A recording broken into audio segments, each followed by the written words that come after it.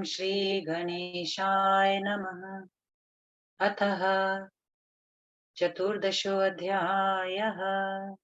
सूत उवाच दृष्टा ताम सीतापाङ्गीं व्यासचिन्तात्परोऽभवत्। किं करोमि न मे योग्या देवकन्येयमप्सरा। एवं चिन्तयमानं तु दृष्ट्वा व्यासं तदाप्सराः भयभीता हि सञ्जाता शापं मा विसृजेदयहम्।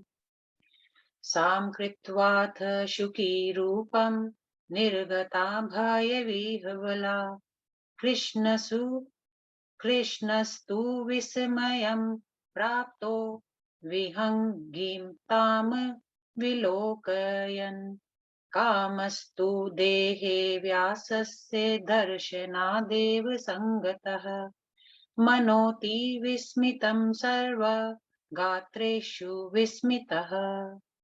स तु धैर्येण महता निगृह्णान्मानसं मुनिः। न शशाक नियन्तुं च स व्यासः प्रसीदतं मनः।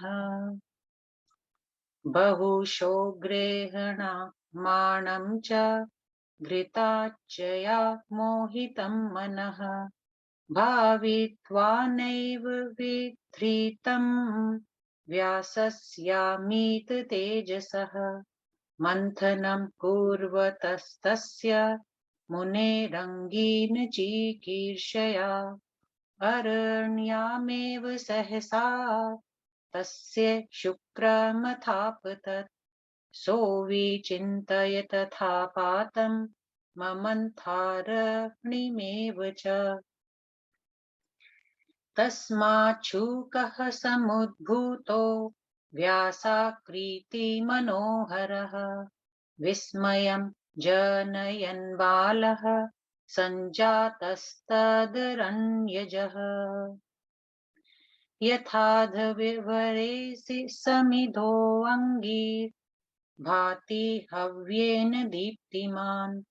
व्यासस्तु सुतमालोक्य विस्मयं परमं गतः। किमेतदिति सञ्चिन्त्य वरदानाचिवस्य वै। तेजोरूपी शुको जातो अपयरणिगर्भसम्भवः।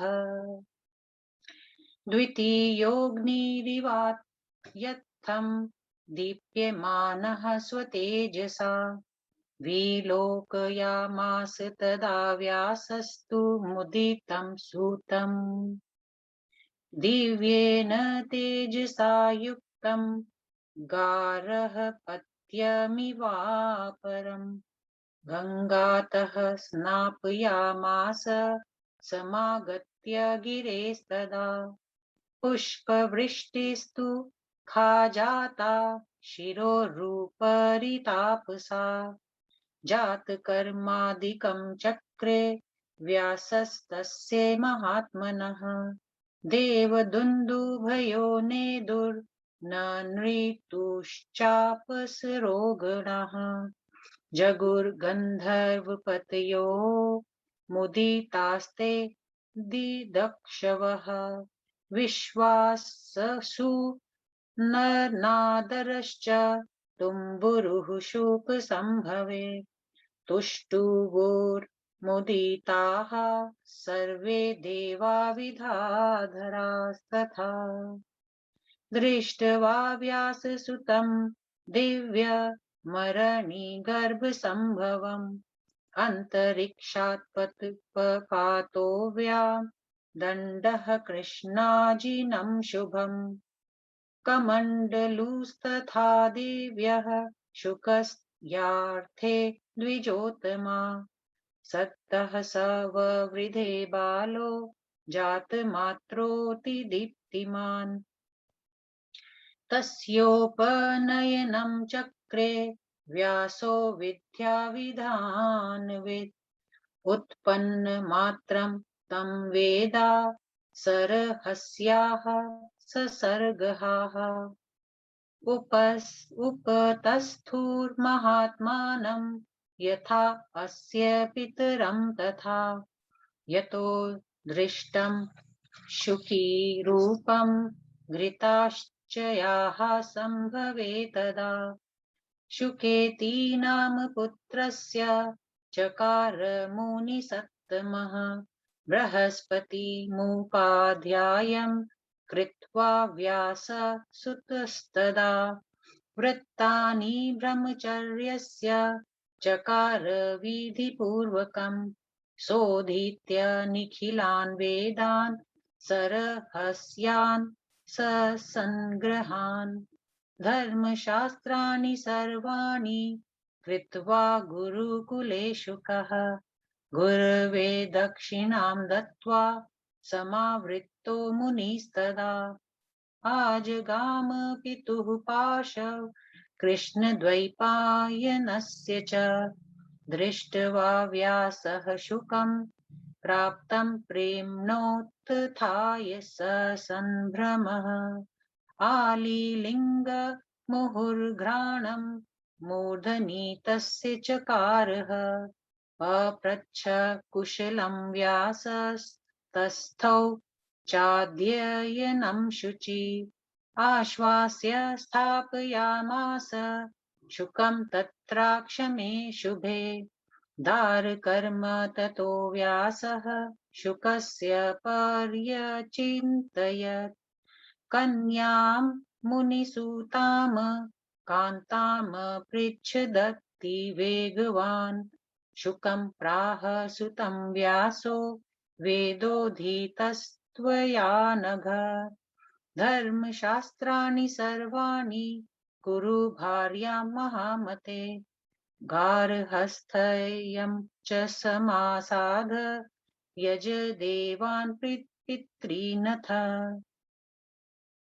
श्रीणान्मोचयं माम पुत्र प्राप्य दारान् मनोरमान् अपुत्रस्य गतिर्नास्ति स्वर्गो नैव च नैव च तस्मात् पुत्र महाभाग कुरुष्वाध गृहाश्रमम् कृत्वा गृहाश्रमं पुत्र सुखिनं कुरु मां शुक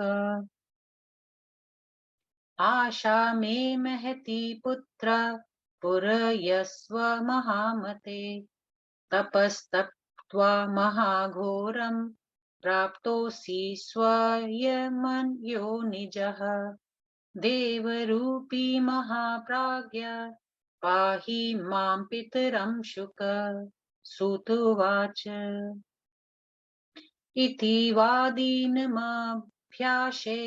प्राप्तः प्राह शुकस्तदा विरक्तः सोऽतिरक्तं तं साक्षात् पितरमात्मनः शुकुवाच किं त्वं वदसि धर्मज्ञ वेदव्यास महामते तत्त्वेन शाधिशिष्यं मां त्वदाज्ञां करवाण्यलम् सुत व्यासुवाच त्वदर्थे यत्तपस्तत्तं मया पुत्र शतं समाः प्राप्तस्त्वं चातिदुःखेन शिवस्याराधनेन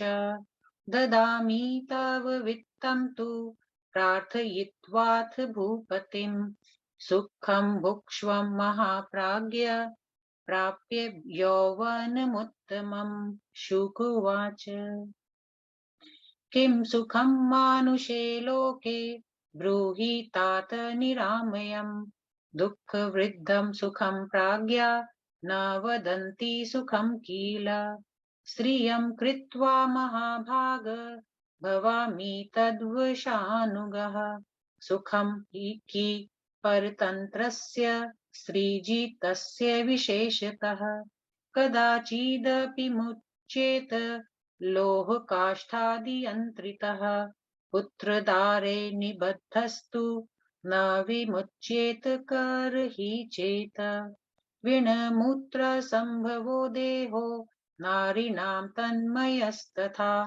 कः प्रीतिं तत्र विप्रेन्द्र विबुद्धः कर्तुमिच्छति। अयोनिजोऽहं विप्रशेनो योनौ मे कीदृशी मतिः। न वाञ्छाम्यहं ग्रेऽपि योनानेवेव समुद्भवम्।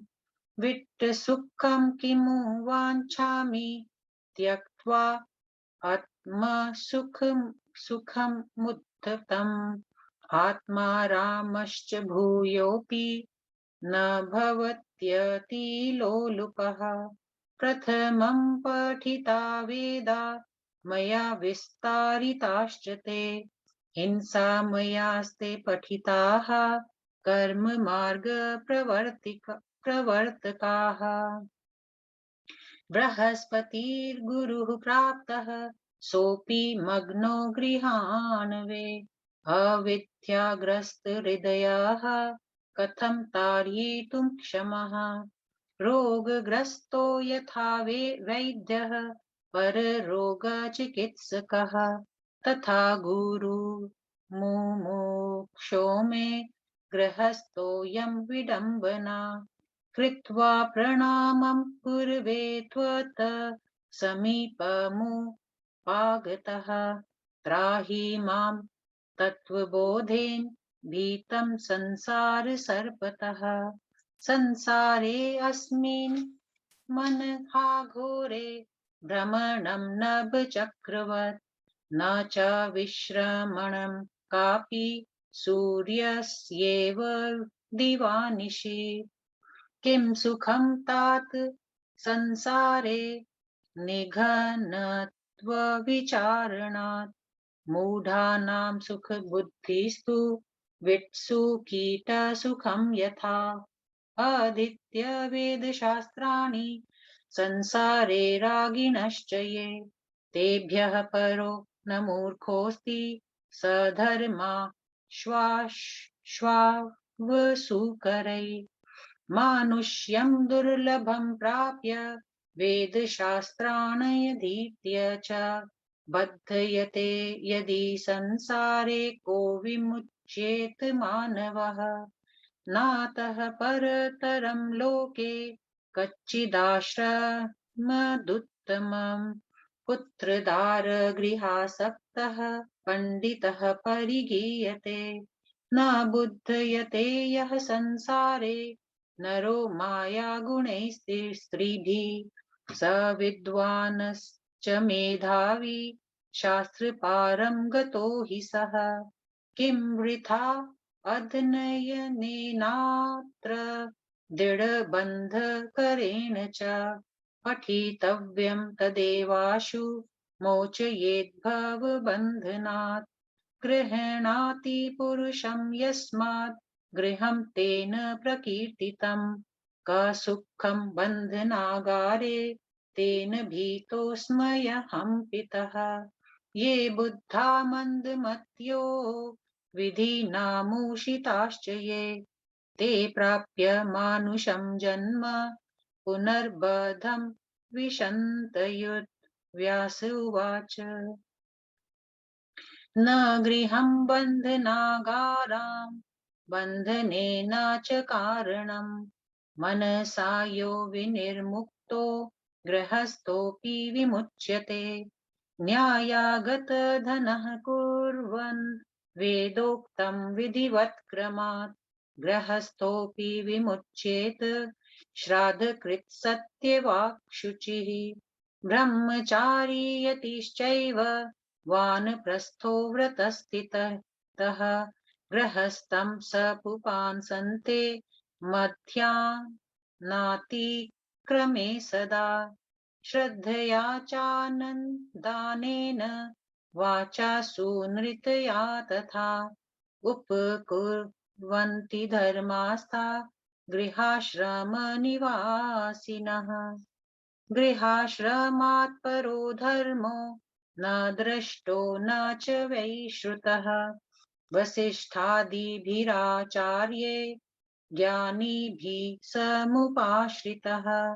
किम साध्यं महाभाग वेदोक्तानि च कुर्वतः स्वर्गं मोक्षं च सज्जन्म यद्वां क्षति तद्भेवत आश्रमादाश्रमं गच्छेदिति धर्मविदो विदुः तस्माग्निं समाधाय कुरु कर्माणि तन्द्रितः देवान् पितॄन् मनुष्यांश्च सन्तर्प्य विधिवत् सुत पुत्रमुत्पाद धर्मज्ञ संयोज्य च गृहाश्रमे त्यक्त्वा गृहं वनं गत्वा कर्तासि व्रतमुत्तमम् वानप्रस्थाश्रमं कृत्वा सन्न्यासं च ततः परम् इन्द्रियाणि महाभाग मादकानि सुनिश्चितम् अदारस्य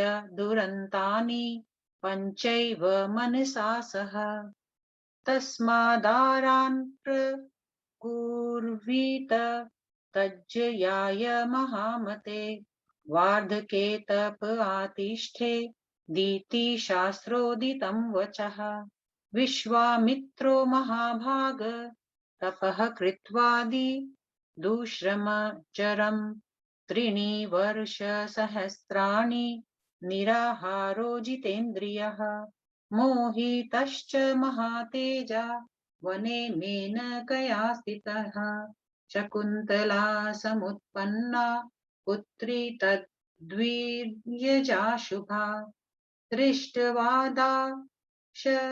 सुतां कालीं पितामह पराशरः कामबाणादितः कन्यां तां जग्राहोलूपे स्थितः ब्रह्मापि स्वसुतां दृष्ट्वा पञ्चबाणप्रपीडितः धावमानश्च रुद्रेण मूर्छितश्च निवारितः तस्मात् त्वमावपि कल्याण कुरु मे वचनं हितं कुलजां कन्यकां वृत्वा वेदमार्गं समाश्रयः इति श्रीदेवी भागवते महापुराणे प्रथम स्कंदे चतुर्दशोऽध्यायः 14वां अध्याय हिंदी अनुवाद। श्री शुक देव जी का जन्म। सूत जी बोले, उस सुंदरी धिताची अप्सरा को देखकर व्यास जी बड़े असमंजस में पड़ गए। उन्होंने सोचा कि यह देव कन्या मेरे योग्य नहीं है, अब मैं क्या करूं। उधर वह अप्सरा व्यास जी को इस प्रकार विचार मग्न देखकर डर गई कि कहीं ये मुझे शाप न दे दे। तदंतर वह भयभीत अप्सरा शुकी का रूप धारण करके उड़ गई। अब कृष्ण द्वैपायन ने उस पक्षिणी को देखकर बड़े आश्चर्य में पड़ गए। उस अप्सरा को देखते ही व्यास जी के सब अंगों में कामदेव का संचार होकर मन विस्मय में पड़ गया। उन्होंने बड़े धैर्य के साथ मन को रोकना चाहा, किंतु वे अपने विषयासक्त मन को नहीं रोक सके।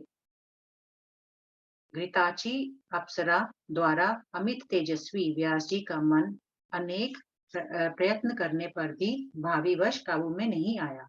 तभी अग्नि प्राप्त करने के लिए मंथन करते समय एकाएक उनका वीर्य अग्नि पर गिर पड़ा। उस वीर्यपात पर कुछ भी ध्यान न देकर व्यास जी बराबर अग्नि मंथन करते रहे। उससे अचानक व्यास जी के ही समान आकृति का एक शुक उत्पन्न हो गया। जिस तरह यज्ञ में हव्य से दीप्ति युक्त अग्नि प्रकट होता है, ठीक उसी तरह व्यास जी को विस्मय में डालता हुआ वह शिशु अग्नि से उत्पन्न हो गया। व्यास जी उस बालक को देखकर बहुत विस्मित हुए। उन्होंने सोचा कि यह क्या है। बाद में स्मरण आया कि संभवतः शिव जी के वरदान से इसकी उत्पत्ति हुई है। अग्नि के गर्भ से जायमान शुकदेव बड़े तेजस्वी थे। वे अपने असाधारण तेज से दूसरे अग्नि के समान दीप्तिमान लग रहे थे। तदंतर अपर गार्हपत्य अग्नि के समान दिव्य तेज से युक्त तथा प्रसन्न उस बालक को उन्होंने देखा। उसे उठाकर वे पर्वत से नीचे उतरे और गंगा जी में नहलाया। हे तपस्वियों, उस समय उस बालक पर आकाश से पुष्प वर्षा हुई। महामुनि व्यास जी ने उस नवजात महात्मा पुत्र का जात कर्म आदि संस्कार किया। उस अवसर पर देवताओं ने दुंदुभी बजाई और अप्सराओं ने नृत्य किया। उस बालक को देखकर विश्वावसु, नारद तथा तुम्बुरु आदि बड़े बड़े गंधर्वों ने गायन गाए। सब देवताओं और विद्याधरों ने अग्नि के गर्भ से उत्पन्न व्यास तन्ने को देखकर उसकी स्तुति की।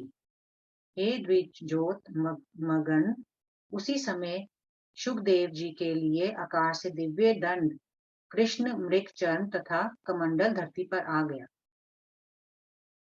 उत्पन्न होते ही वह अति दीप्तिमान बालक बढ़ गया। तब वैदिक विधान के साथ विशेषज्ञ व्यास जी ने उसका उपनयन संस्कार किया। वह बालक जैसे ही उत्पन्न हुआ, उसी समय रहस्य तथा संग्रहात्मक ग्रंथों समेत चारों वेद उसी तरह तत्काल कंठस्थ हो गए जैसे उसके पिता व्यास जी को कंठस्थ हुए थे। काम वासना उत्पन्न होने के लिए व्यास जी ने घृताची अप्सरा को शुकी के रूप में देखा था। अतएव उन्होंने उस बालक का शुक नाम रखा। तदंतर व्यास पुत्र शुक ने देव गुरु ब्रह्मा बृहस्पति को गुरु बनाकर विधिवत ब्रह्मचर्य व्रत का पालन किया।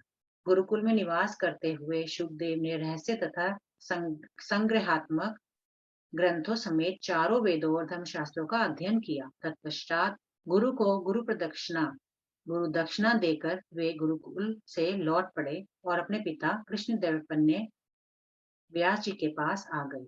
व्यास जी शुक देव को देखते ही प्रेम से उठ खड़े हुए और छाती से लगाकर उसका माथा सूंघा। तत्पश्चात उन्होंने कुशल क्षेम पूछा और उसके स्वाध्याय की परीक्षा ली। फिर उन्हें अपने रमणीक आश्रम में ले जाकर रखा। इसके बाद व्यास जी शुकदेव के विवाह की बात सोचने लगे और उन्होंने शुकदेव से भी किसी मुनि कन्या के साथ विवाह विषय पूछताछ की। उन्होंने शुकदेव से कहा, हे पुत्रात्मन, तुमने सब वेदों और धर्मशास्त्रों का अध्ययन कर लिया है। हे महामते, अब तुम अपना विवाह कर लो। इस प्रकार गृहस्थ आश्रम स्वीकार करके देव यज्ञ तथा पितृयज्ञ संपन्न करो। हे पुत्र, तुम किसी सुंदरी स्त्री को प्राप्त करके मुझे ऋण मुक्त कर दो। हे पुत्र, निपुते मनुष्य की गति नहीं होती और उसे स्वर्ग तो कभी भी नहीं मिलता। अतएव हे महाभाग पुत्र, अब तुम गृहस्थाश्रम में प्रवेश करो। हे शुक, हे पुत्र, घर गृहस्थी बसाकर मुझे आनंदित करो। हे महामती पुत्र, ऐसा करके तुम मेरी महती आशा को पूर्ण करो। बड़ी कठोर तपस्या करके मैंने तुम्हें पाया है। तुम अयोनी जन्मा हो। हे महाप्राज्ञ, तुम देवता स्वरूप हो। हे शुक, तुम मुझ अपने पिता की रक्षा करो। सूत जी बोले, ऐसा कहते ही गृहस्थिक धर्म के अनुरागी अपने पिता व्यास जी से विरक्त शुकदेव ने कहा। शुकदेव बोले, हे धर्मज्ञ, हे वेद व्यास, हे महामते, आप यह क्या कर रहे हैं? मैं आपका शिष्य हूँ। आप मुझे तत्व ज्ञान की बातें बताइए तो मैं आपकी आज्ञा मानूंगा। व्यास जी बोले, हे पुत्र, तुम्हारे लिए मैंने सैकड़ों वर्ष कठोर तपस्या की है और बड़े कष्ट से शिव जी को प्रसन्न करके तुम्हें पाया है। किसी राजा से मांग कर मैं तुम्हें पुष्कल धन ला दूंगा, जिससे हे महाप्राज्ञ, तुम यौवनावस्था प्राप्त करके सुख भोग सकोगे। शुकदेव बोले, हे तात, आप मुझे यह बताइए कि इस मनुष्य लोक में विपत्तिहीन कौन सा सुख है? यहाँ का सब सुख दुख पूर्ण है। बुद्धिमान लोग इसे सुख नहीं कहते। ये महाभाग, स्त्री रखकर मैं उसके अधीन हो जाऊंगा। तब आप ही बताइए कि परतंत्र वह भी स्त्री के अधीन रहने वाले पुरुष को कौन सा सुख प्राप्त हो सकता है? लौह तथा काष्ठ में जकड़ा पुरुष कभी उससे छूट नहीं जाएगा, किंतु स्त्री पुत्र के बंधन में पड़ा हुआ प्राणी कभी भी बंधन मुक्त नहीं होता। स्त्रियों का शरीर विष्ठा तथा मूत्र के संसर्ग से उत्पन्न होता है। तब वे विपेंद्रिय उसमें आसक्त होकर मुझे कौन सा सुख मिलेगा और कौन विद्वान उसे प्रेम करना चाहेगा? हे विप्रश्रेष्ठ, मैं अयोनिज हूँ। तब योनि में मेरी प्रीति क्यों होगी? भविष्य में भी मैं योनि से अपनी उत्पत्ति नहीं चाहता। अद्भुत आत्म सुख त्याग कर मैं विष्ठा जनित सुख क्यों चाहूं? अपने आप में मस्त रहने वाला मैं विषय का लोभी नहीं बनना चाहता। सर्वप्रथम मैंने आपके द्वारा विस्तारित वेदों का पाठ, बाद में उनका मनन करने में ज्ञात हुआ कि कर्म कांड के प्रवर्तक होने के नाते वे हिंसा को प्रोत्साहन देते हैं। गुरु रूप में मुझे बृहस्पति जी मिले। वे भी गृहस्थ के समुद्र में डूबे दिखे। जब स्वतः उनका हृदय अविद्याग्रस्त है, तब भला वे औरों को कैसे तारेंगे? जैसे कोई रोगी वैद्य किसी अन्य रोगी की चिकित्सा करे, उसी प्रकार मुझ मोक्षाभिलाषी को गृहस्थ धर्म विडंबना जैसा दिखता है। ऐसे गुरु को नमस्कार करके मैं आपके पास आया हूँ। मुझे तत्व ज्ञान का उपदेश देकर मेरी रक्षा कीजिए, क्योंकि मैं संसार रूपी सर्प से डरा हुआ हूँ। इस महाभयानक संसार में प्राणी को नक्षत्रों की तरह सदा चक्कर लगाना पड़ता है और सूर्य की तरह रात दिन कभी भी विश्राम का अवकाश नहीं मिलता। इस संसार में तत्व विचार के सिवाय भला और कौन सा सुख धरा है? हे तात, इसमें तो मूर्खों को भी सुख मिलता है। जैसे विष्ठा के कीड़े को विष्ठा में ही सुख मिलता है, जो लोग वेदों और शास्त्रों का अध्ययन करके भी संसार के प्रेमी बने रहते हैं, उनसे बढ़कर मूर्ख और कौन ना होगा। उन्हें कुत्तों, घोड़ों और सुअरों का समान धर्मी कहना चाहिए। दुर्लभ मानव शरीर पाकर और वेदों तथा शास्त्रों का अध्ययन करने के बाद भी जो संसार के बंधन में बंधा रहता है, तो भला कौन मनुष्य बंधन मुक्त होगा? संसार में इससे बढ़कर आश्चर्य की बात और कोई ना होगी कि यहाँ पुत्र, स्त्री और गृहस्थी में आसक्त पुरुष पंडित कहलाता है। बंधन में जो मनुष्य माया के सत्व, रज, तम रूपी तीनों गुणों के बंधन में नहीं बंधता, वही मनुष्य विद्वान, बुद्धिमान तथा शास्त्र पारदर्शी है। बंधन दृढ़ करने वाले अध्ययन से क्या लाभ? सार्थक स्वाध्याय तो वही है कि जिसके द्वारा भव बंधन से शीघ्र मुक्ति मिल जाए। पुरुषों को जकड़ लेने के कारण ही घर को गृह कहते हैं। ऐसे बंधन स्वरूप घर में सुख कहाँ है? हे पिताजी, इसी कारण मैं गृहस्थी से डर गया हूँ। अज्ञानी, मंदबुद्धि और अभागे मनुष्य ही मानव तन पर पा करके भी बंधन में बंधे रहते हैं। व्यास जी बोले, हे पुत्र, घर ना बंधनागार है और ना ही बंधन का हेतु ही है। जिस गृहस्थ का मन गृहस्थी में रहता हुआ भी अनासक्त रहता है, वह गृहस्थ भी मुक्त ही माना जाता है। जिस गृहस्थ के पास न्यायोपार्जित धन रहता है, जो वेदोक्त कर्मों का विधिवत और क्रमशः संपादन करता है, तो पितृ श्राद्ध करता है, सत्य वचन बोलता है और सदा पवित्र रहता है, वह गृहस्थ भी मुक्त हो जाता है। सभी ब्रह्मचारी, सन्यासी, वानप्रस्थी तथा व्रती मध्याह्न के बाद गृहस्थ के ही पास जाते हैं। धर्मात्मा गृहस्थ जन श्रद्धा से अन्नदान और मधुरी वाणी से सबका उपकार करते रहते हैं। वशिष्ठ आदि ज्ञानी आचार्य द्वारा परिपालित गृहस्थाश्रम से श्रेष्ठ धर्म ना कहीं देखा गया है और ना सुनने में ही आया है। हे महाभाग, वेदोक्त कर्म करने वाले प्राणियों को कौन सा पदार्थ अप्राय रह जाता है? स्वर्ग, मोक्ष और अच्छा जन्म, इनमें से वह जो भी चाहता है सो प्राप्त कर लेता है। सभी धर्मज्ञ पुरुष इस बात को जानते हैं कि एक आश्रम का धर्म पालन करने के बाद दूसरे आश्रम में जाना चाहिए। अतएव तुम अग्नयाधान करके निर्लस स्वभाव से गृहस्थोचित कर्म करो। ये पुत्र, देवताओं, पितरों और अपने आशिष्ट मनुष्य को विधिवत संतुष्ट करते हुए पुत्र संपन्न करो। सज्ञान होने पर उसे गृहस्थाश्रम में नियुक्त कर दो। उसके बाद घर त्याग कर वन में चले जाना और वहां वानप्रस्थ आश्रम के नियमों का पालन करके संन्यास ले लेना। हे महाभाग, यह बात सर्वमान्य है कि इंद्रियां मनुष्य को उन्मत्त बना देती हैं। जो मनुष्य स्त्री विहीन रहता है, उसे मन समेत पांचों इंद्रियां विकल कर देती हैं। उन इंद्रियों पर विजय प्राप्त करने के लिए प्राणी ग्रहण करे और बुढ़ापा आए, तब तपस्या करे। यह शास्त्रीय आदेश है।